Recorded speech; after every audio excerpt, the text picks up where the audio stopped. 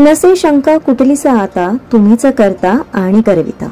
सदैव आम्हा कृपेदृष्टी पाहता, देता आम्हा भरभरुणी दोन्ही हाता। जय जय स्वामी समर्थ, श्री स्वामी समर्थ। जय जय स्वामी समर्थ, श्री स्वामी समर्थ।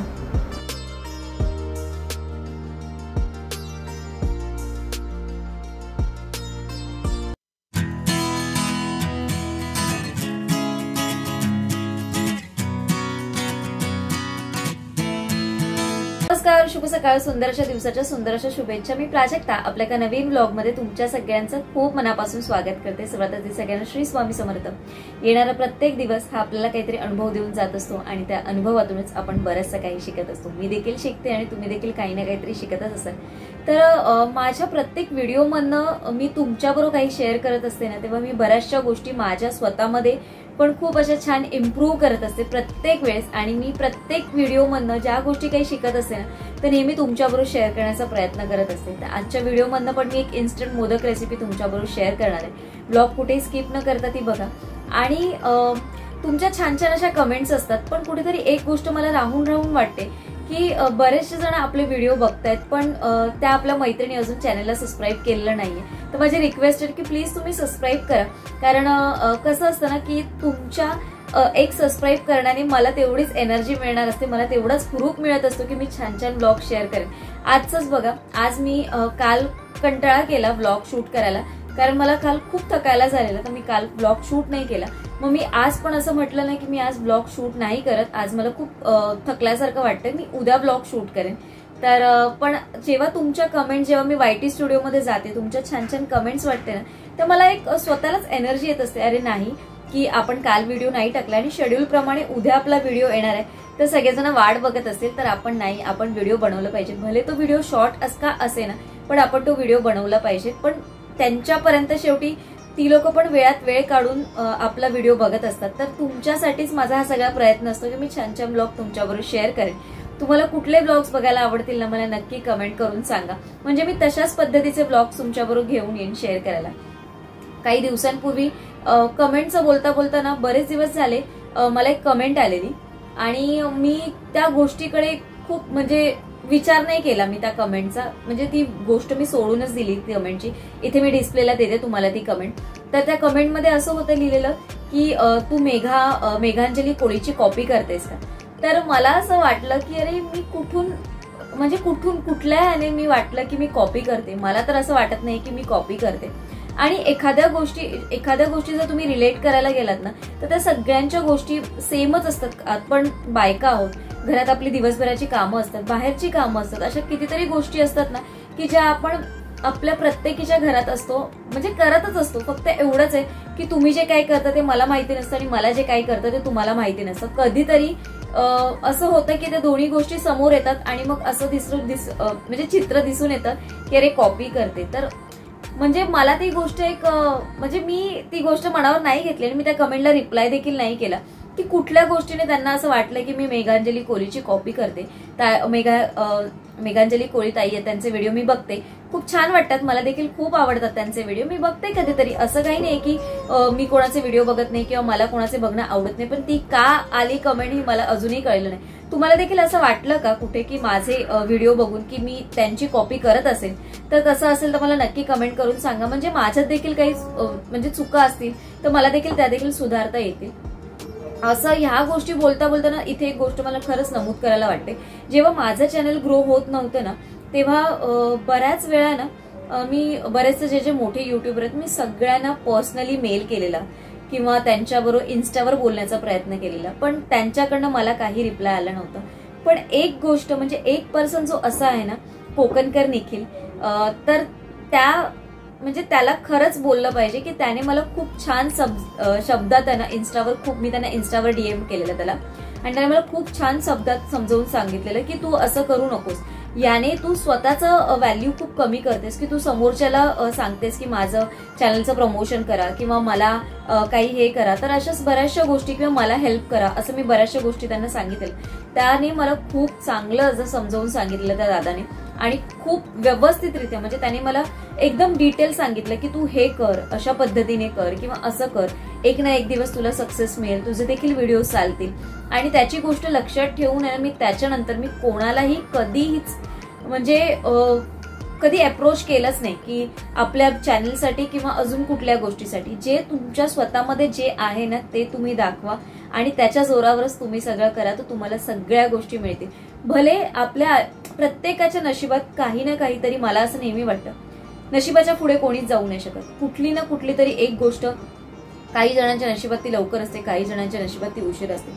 माझ्या नशिबात ती गोष्ट थोड्या दिवसांनी असेल, पण ती नक्की असेल. आणि जर नसेल तर ती मी पूर्ण घडवून चेंज करून ती दाखवेन. तेवढे दिवस मी ती प्रयत्न करेन आणि ती गोष्ट माझ्याकडनं घडलीच जाईल.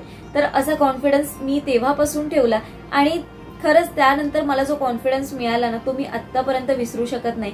की त्यांनी दिलेलं ते अजून जो चॅट आहे ना, मी अजूनही डिलीट केलेला नाही, मी तसाच ठेवला माझ्या इन्स्टा आयडीवर. आणि खरंच असे काही जे युट्यूबर्स आहेत ना, खरंच खूप सपोर्ट करत असतात. तर असं काही नाही, आज विषय निघाला आणि मी त्या परत विचारात गेली. आणि म्हणजे जस्ट जेव्हा मला म्हणजे थोडंसं मी हे लो फील करते ना, तेव्हा कधी कधी तुमच्या छान छान कमेंट्स वाचते. तेव्हा त्या कमेंट्समध्ये ती मला की तू मेघांजली कोहलीची कॉपी करतेस का, ही कमेंट दिसली. आणि त्याच्यानंतर मग थोडी मी विचारात गेली. तर मी म्हटलं आज सगळं तुमच्याबरोबर शेअर करावं.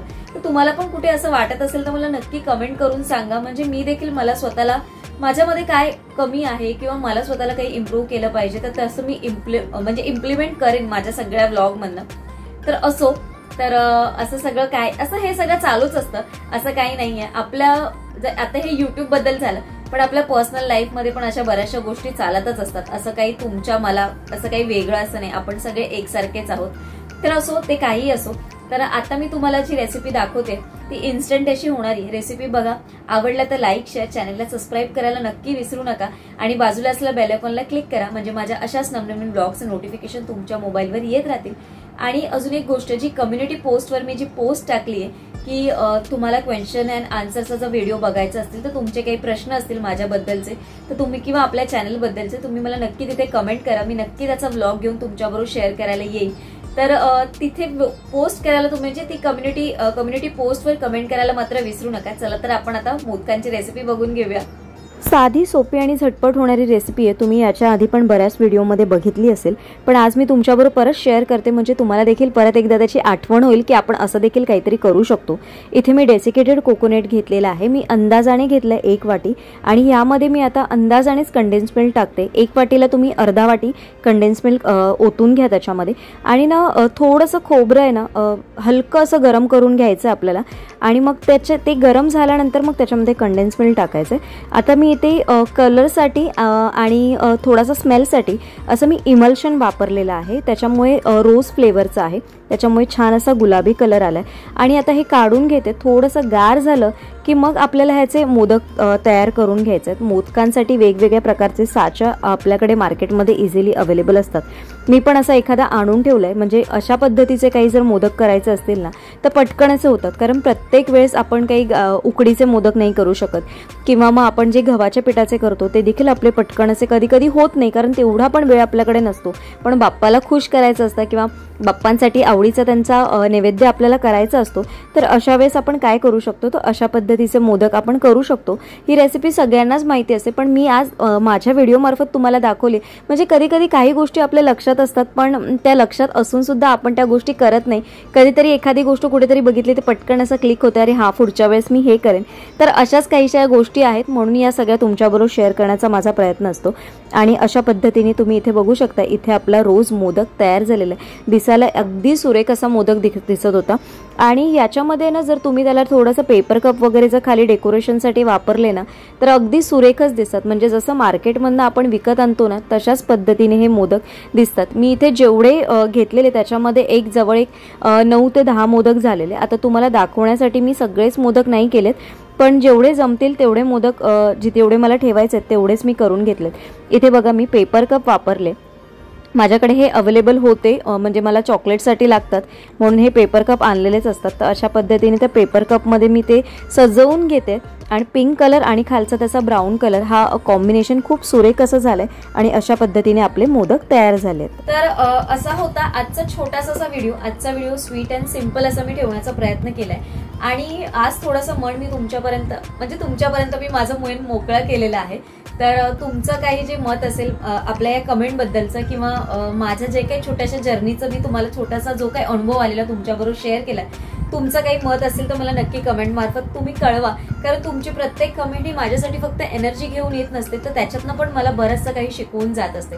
मी असं नाही म्हणत की मी प्रत्येक गोष्टीत परिपूर्ण आहे, कारण मी नेहमी माझ्या व्हिडिओमधून तुम्हाला सांगत असते की येणारा प्रत्येक दिवस हा आपल्याला काहीतरी अनुभव देऊन जात असतो आणि त्याच्यातून आपण बरंचसं काही शिकत असतो. प्रत्येक जण हा येणाऱ्या प्रत्येक गोष्टीतनं काही ना काहीतरी शिकत असतो आणि परिपूर्ण होण्याचा प्रत्येक गोष्टीतनं प्रयत्न करत असतो.